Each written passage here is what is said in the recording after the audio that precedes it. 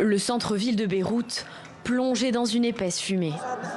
Samedi soir, ces manifestants pacifiques cherchent à forcer une avenue bloquée menant au Parlement.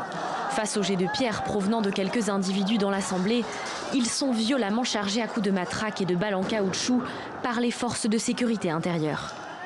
La réponse des forces de l'ordre a été extrêmement rapide et extrêmement violente. C'est-à-dire que des membres des forces de sécurité intérieure ont commencé à charger les manifestants, alors que d'autres tiraient des gaz lacrymogènes.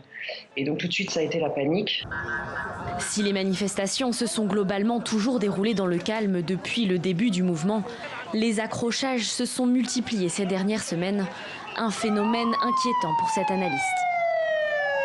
La violence qu'on a vue hier n'est pas très commune au Liban. On ne l'a pas vue dans le passé, que très rarement, au moins depuis la fin de la guerre civile. Donc si elle se reproduit, elle serait en train de créer une nouvelle tradition, entre guillemets, sécuritaire au Liban, celle d'attaquer les manifestants, même s'ils sont dans une logique et dans une dynamique pacifique.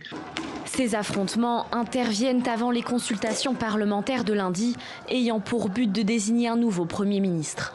Pour le moment, seul Saad Hariri, l'ancien chef du gouvernement chassé du pouvoir, est éligible.